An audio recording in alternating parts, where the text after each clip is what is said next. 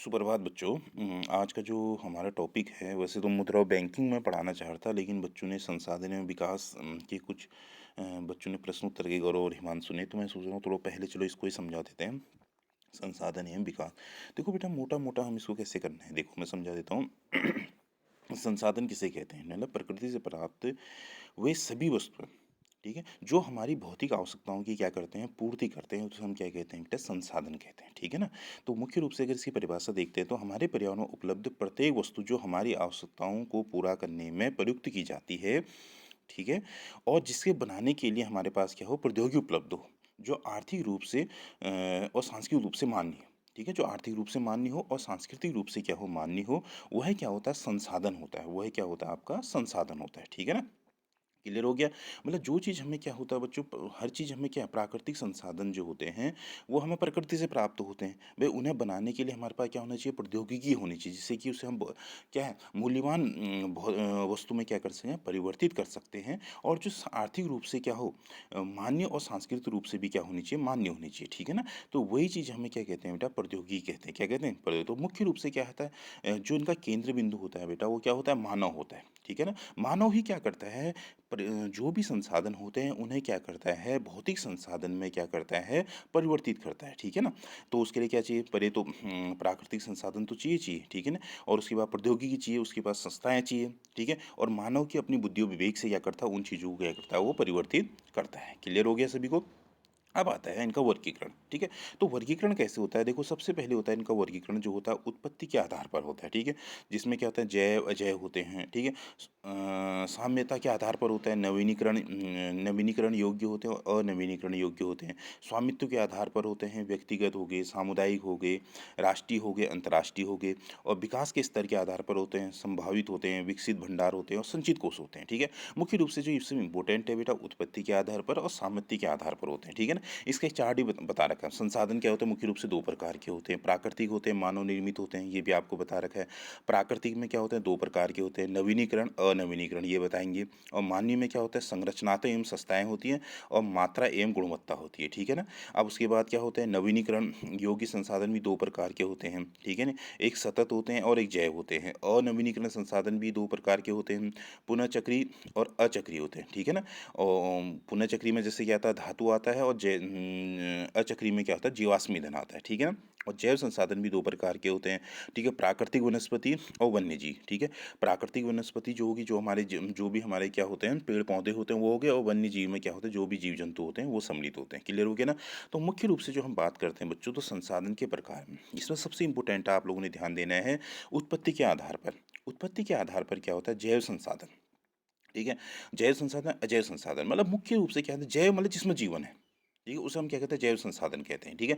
इन संसाधनों की प्राप्ति जीव मंडल से होती है जिसमें जीवन व्याप्त है। मैंने समझा ना, जिसमें जीवन होता है, मनुष्य हो गया, वनस्पति जात हो गई, प्राणी जात हो गया, मत्स्य हो गया, पशुधन हो गया, मतलब जिसमें जीवन होता है उसे हम जैव संसाधन कहते हैं। अजैव संसाधन वे संसाधन जो निर्जीव वस्तु से बने होते हैं, उन्हें क्या करते हैं, अजैव संसाधन कहते हैं। मतलब जिसमें जीवन नहीं होता है, जैसे चट्टान हो गई, धातुएं हो गई, उनमें जीवन नहीं होता है, लेकिन वो क्या है, एक क्या है, मानव जीवन के लिए क्या होते हैं, आधार का कार्य करते हैं। क्लियर हो गया ना। फिर होता है सामर्थ्य के आधार पर, जो दो मेन इंपॉर्टेंट है, उत्पत्ति के आधार पर और सामर्थ्य के आधार पर। ठीक है। ये हो गया नवीनीकरण योग्य संसाधन और अनवीनीकरण योग्य संसाधन। वे संसाधन जिन्हें भौतिक, रासायनिक और यांत्रिक प्रक्रिया द्वारा नवीनीकृत या पुनः उत्पन्न किया जा सकता है, उन्हें नवीनीकरण योग्य अथवा पुनर्पूर्ति योग्य संसाधन कहा जाता है। अगर मेरे शब्दों में बोला जाए बच्चों, तो जो मैं लिखाऊंगा, जो मैं अपने शब्दों में, सामान्य शब्दों में, ये होता है नवीनीकरण योग्य संसाधन जिनमें पुनः बनने की, वे संसाधन जिनमें पुनः बनने की क्या होती है, संभावना होती है, उन्हें नवीनीकरण हम क्या कहते हैं, संसाधन कहते हैं। ठीक है। जैसे सौर ऊर्जा, पवन ऊर्जा, जल, वन्य और वन्य जीव हो गया, जिनमें पुनः बनने की क्या होती है, संभावना होती है। अनवीनीकरण योग्य संसाधन जिन्हें पुनः बनने की संभावना नहीं होती है। क्लियर हो गया ना। जिनमें क्या होता है बेटा, लंबे समय तक भू, मतलब जो इनका निर्माण होता है, विकास जो होता है, वो एक लंबे भूवैज्ञानिक अंतराल में होता है, जिसमें क्या होता है, खनिज, जीवाश्म ईंधन, इस प्रकार के संसाधनों के उदाहरण होते हैं। क्लियर हो गया ना। मैंने पहले ही बता रखा, आपको कुछ साथ में पढ़ाया भी होगा। ठीक है। अनवीनीकरण योग्य संसाधन जिनमें पुनः बनने की संभावना क्या होती है, नहीं होती है, उन्हें हम क्या कहते हैं, अनवीनीकरण संसाधन। इसमें मुख्य रूप से क्या होते हैं, जो धातुओं होते हैं। ठीक है। और तुम्हारे जीवाश्म ईंधन होते हैं। ठीक है ना। तो इसमें इसमें कुछ संसाधन जैसे धातु पुनः चक्रीय होते हैं, कुछ संसाधन जैसे जीवाश्म ईंधन अचक्रीय होते हैं, एक बार प्रयोग करके खत्म हो जाते हैं। मतलब धातु तो कभी कभी बन भी जाए बच्चों, लेकिन जो जीवाश्म ईंधन होते हैं वो कभी भी क्या होता है, पुनः बनने की संभावना नहीं होती। और जीवाश्म ईंधन में क्या क्या आता है, जैसे मैंने बोला पेट्रोलियम पदार्थ हो गया, कोयला हो गया, और तुम्हारे क्या होता है प्राकृतिक गैस आती है, ठीक है ना। धातु क्या होते हैं, चक्रीय होते हैं, पुनः चक्रीय होते हैं, उनमें क्या होता है धीरे धीरे वो बनने की संभावना, लेकिन उनमें क्या होता है बहुत अधिक समय लग जाता है। क्लियर हो गया। फिर होता है स्वामित्व के आधार, व्यक्तिगत संसाधन, अब इसमें बहुत ज़्यादा नहीं जाते बेटा।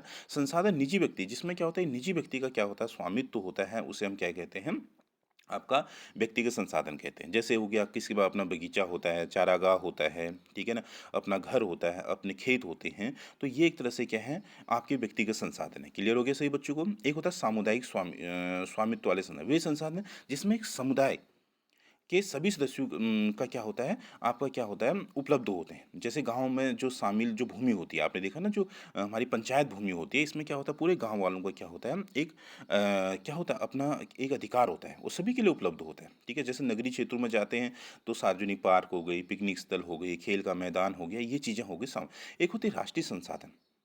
तो तकनीकी तौर पर जो जितने भी संसाधन पाए जाते हैं वो सभी क्या होते हैं राष्ट्रीय होते हैं। वो संसाधन क्या होता है राष्ट्रीय होते हैं, ठीक है।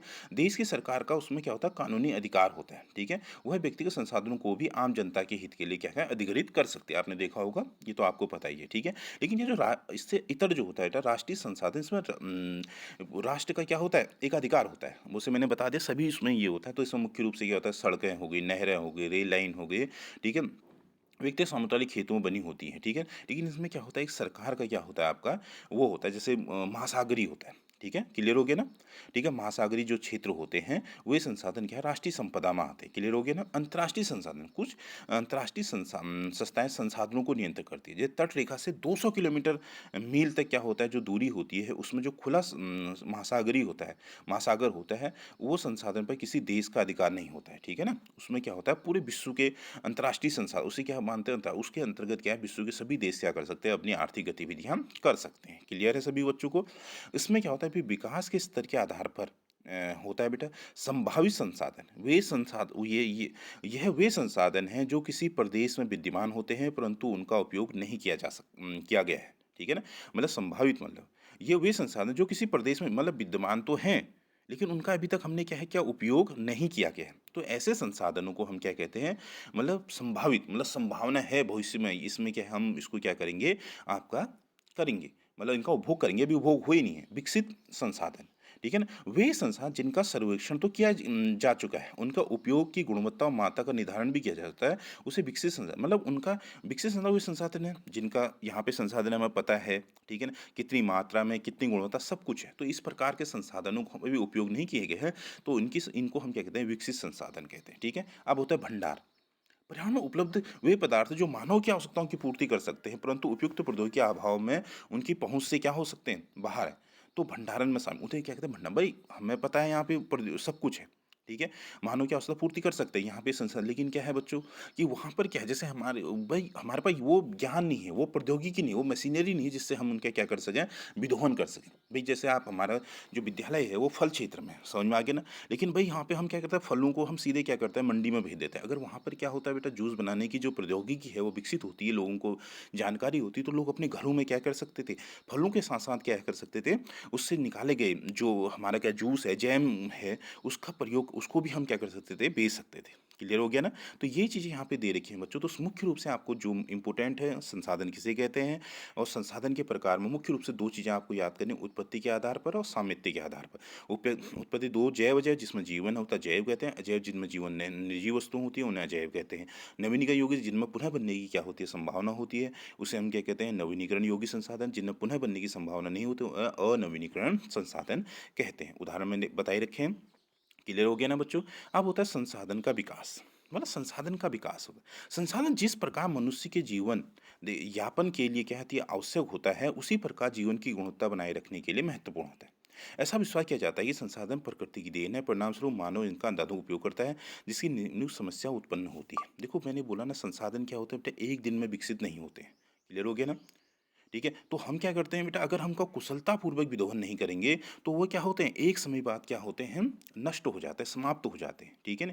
मतलब मुख्य रूप से जो संसाधन होता है प्राकृतिक संसाधन होता है, ठीक है ना? मानव क्या कर सकता है? प्राकृतिक संसाधनों के उपयोग से ही क्या करता है? मानव निर्मित संसाधनों का विकास करता है। क्लियर हो गया ना? तो संसाधन का विकास क्या होता है? उसमें हज़ारों वर्ष लग जाते हैं, ठीक है ना? और जिसके कारण क्या होता है, लोग क्या कर सकते हैं, मतलब अपनी आवश्यकताओं की पूर्ति के लिए, ठीक है? तो उनका क्या कहते हैं, अत्यधिक विदोहन करते हैं। तो जिसके कारण क्या होते हैं, संसाधन क्या होते हैं, क्या होते हैं, नष्ट हो समाप्त हो जाने से, जिससे क्या होता है, पर्यावरण क्या क्या होता है, प्रदूषण होता है और भूमि का निम्नीकरण हो जाता है। क्लियर हो गया ना? भूमि की गुणवत्ता क्या होती है, समाप्त हो जाती है, ठीक है? और भूमंडलीय ताप बढ़ जाता है, जिससे आजकल देखा होगा मौसम में कितना परिवर्तन होता है। जनवरी में बर्फ पड़ी थी, आजकल मार्च में बर्फ गिर रही है बेटा, ठीक है? ओजोन परत का क्षरण होता है, ठीक है ना? जब हम क्या करते हैं, पर्यावरण को हम क्या करते हैं, अत्यधिक नुकसान पहुंचाते हैं अपने लालच या अपनी क्या होते हैं, हम औद्योगिक आवश्यकताओं की पूर्ति के लिए, ठीक है ना? तो सिंपल सी बात ये होती है, मानव जीवन की गुणवत्ता और विकास की शांति बनाए रखने के लिए संसाधनों का क्या है, न्याय संगत बंटवारा आवश्यक होता है। और कुछ व्यक्ति तथा देशों द्वारा संसाधनों का दोहन जारी रहता है, तो हमारी पृथ्वी के लिए खतरा हो सकता है। क्लियर हो गया ना? तो इसमें जो सबसे महत्वपूर्ण है बेटा, उसे हम सतत पोषणीय विकास किसे कहते हैं, देखो इंपॉर्टेंट टॉपिक जो है वो याद करने हैं। सतत पोषणीय विकास, सतत पोषणीय विकास का मतलब होता है, सतत पोषण का अर्थ होता है कि विकास पर्यावरण को बिना नुकसान पहुंचाए, वर्तमान विकास की प्रक्रिया प्रक्रिया भविष्य की पीढ़ियों की आवश्यकताओं की अवहेलना ना करें। मतलब आज की आवश्यकताओं को पूर्ति करते हुए जब हम उनको क्या करेंगे बच्चों, विकास की अवधारणा ऐसी होनी चाहिए जो आज की आवश्यकता तो पूरी करे और भविष्य के लिए भी वो चीज़ें क्या हो सके, आपकी सुरक्षित हो सके, तो उसे हम कहते हैं सतत पोषणीय विकास। ये बड़ा इंपॉर्टेंट है, सतत पोषणीय विकास, ठीक है ना? उसके बाद आता है एक बहुत इंपॉर्टेंट है, रियो डी जेनेरियो पृथ्वी सम्मेलन 1992। ये कहाँ हुआ था? ये कभी क्वेश्चन आता है, कब हुआ था? 1992 में रियो डी जेनेरियो में हुआ था पृथ्वी सम्मेलन, ठीक है ना? क्लियर हो गया ना? पर ये क्या है, रियो डी जेनेरियो का है, ब्राज़ील की क्या है, एक तुम्हारी क्या है, ब्राज़ील की राजधानी है। इसमें मुख्य रूप से भूमंडलीय तापन पर ये हुआ था, ये सम्मेलन हुआ था, ठीक है? जो भूमंडलीय तापन होता है, जो मतलब या पर जो हमारा वायुमंडल का ताप बढ़ रहा है बेटा, उससे क्या, इसे हम पृथ्वी सम्मेलन भी कहते हैं। इसमें क्या होता है, एक एजेंडा एजेंडा पारित किया गया, जिसे एजेंडा 21 कहा जाता है। क्लियर हो गया ना? ठीक है ना? तो एजेंडा 21 का उद्देश्य होता है, जो भूमंडलीय ताप होता है, जो बढ़ रहा है, जिसके कारण क्या होता है, हम कार्बन जो उत्सर्जन कर रहे हैं, उसको क्या किया जाए, नियंत्रित किया जाए। ठीक है ना? तो उसे कहते हैं भूमंडलीय तापन के लिए। ये मुख्य रूप से ये जो ताप बढ़ रहा है, उसको क्या है, कम करने के लिए ये सम्मेलन था, पर्यावरण की सुरक्षा के लिए सम्मेलन किया गया था। क्लियर हो गया ना? 2 इसमें क्वेश्चन इंपॉर्टेंट है, सतत पोषणीय विकास, ठीक है ना? और क्या पृथ्वी सम्मेलन कहाँ हुआ था, ये बहुत आता है, कब हुआ था, ये बड़ा इंपॉर्टेंट है, और एजेंडा 21 क्या हुआ था, कब पारित हुआ था, मैंने बता दिया था से, ठीक है ना? इसका मुख्य उद्देश्य जो था, भूमंडलीय सतत पोषणीय विकास हासिल करना। मैंने बताया ना, भूमंडलीय सतत पोषणीय विकास स्थापित करना। अब होता संसाधन का नियोजन। क्लियर हो गया ना?